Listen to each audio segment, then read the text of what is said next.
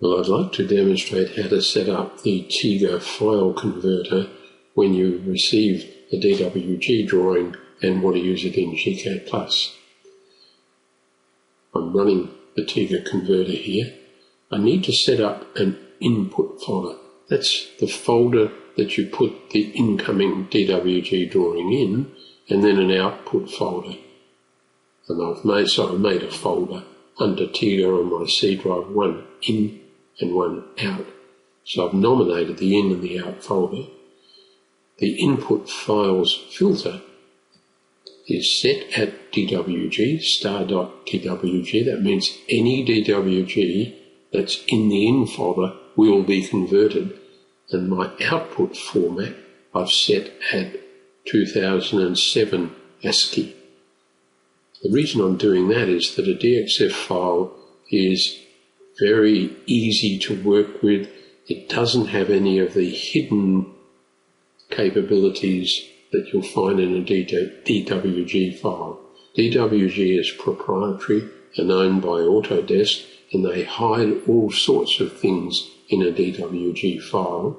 When you go to an ASCII DXF, those are stripped out. So if I click Start, the conversion will take place, and ASCII DXF is actually just a text file. This will happen very quickly indeed, so let's do it.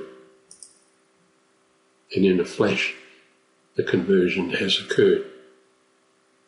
I'll stop recording now and then switch to gCADPlus. Well, here we are in gCADPlus.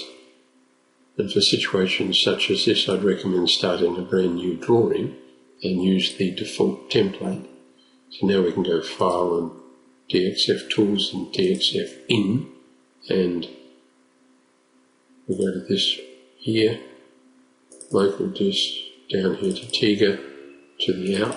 Here's our DXF file that we converted, and in things go. So it's brought in an A3 sheet, and then on Model, here's the model. A little bit difficult for you to see, so let's change our background colour to white, and let's just select what's probably a polyline or part thereof. It's on a layer called dplot, and it's a very thick line, so I'd be inclined, we only want this as a backdrop to future design work, I'd be inclined to change the colour, or sorry, the layer from dplot to that layer, and then change the line weight to default. In other words, bring things back to their normal. Now, if we look at layers, we can now eliminate these three layers, and we'll do that and say OK. There's also a title block layer there with an awful lot of material on it. We might isolate that layer in a minute and see what's on there, because I don't think we want the title block from the surveyor or whoever produced this drawing, so we'll OK that. And if we now look at blocks, I think these, all of these, we can get rid of the terminator dot, like so. One block has been deleted, but we've still got these other odd U3. Looks to me as though that's the drawing sheet angle. So we'll close from there, we'll zoom out a little, and to the right here,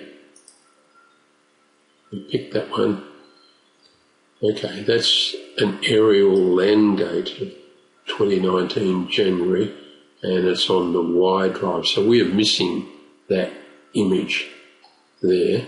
So I'm going to delete it now, and zoom extents. I need to regen, try zooming extents again, and we've lost our design. So there it is there, and see what I'm just trying to work out what's going on in this drawing. So I suspect, if we go back to blocks, we may well be able to remove. No, we still haven't picked up any extra ones, even though we eliminated that, what looked to be a border sheet. It's not gone. Let's take ourselves out here, and we'll delete that layout. It can't be, there are some objects in here, so why can't we see them? let's zoom extents, and there are some objects somewhere out here.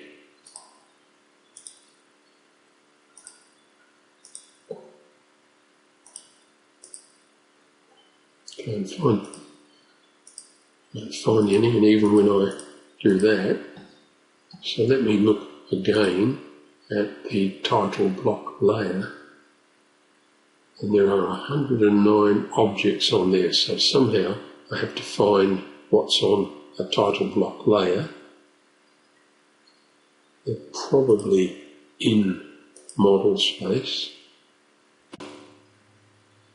So as a temporary measure, let me unselect all. I've selected our layout, which we think comes from a surveyor. And I've made the colour red just so that you can see it reasonably well. I'm going to put it in the middle of the screen, and I'm zooming out so that that red just becomes a dot. I apologise for that. Then I'm going to set up a crossing window out here to the right, and that picks up 4 polylines.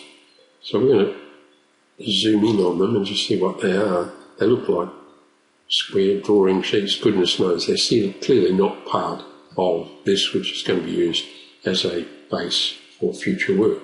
So we can right click and erase those. Now we'll see if we can regen and zoom extents. And now the drawing is behaving normally. I'll leave it at red just for the moment, but I'm interested in seeing if we've managed to remove any of these, and we haven't. So I'm still a little puzzled.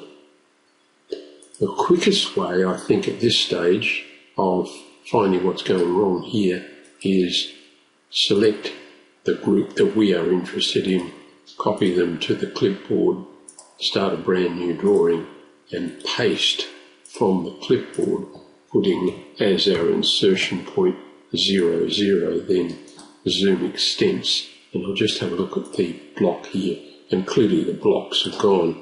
So they were associated somewhere in this drawing a long, long way away from what we are interested in.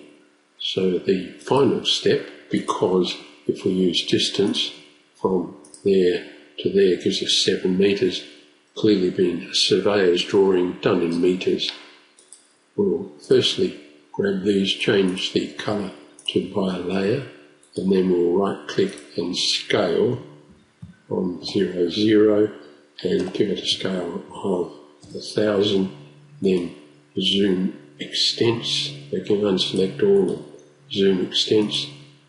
Apologies, I should have changed the background colour to white, and the distance across that gateway there is now 6 metres in millimetres, as we are used to.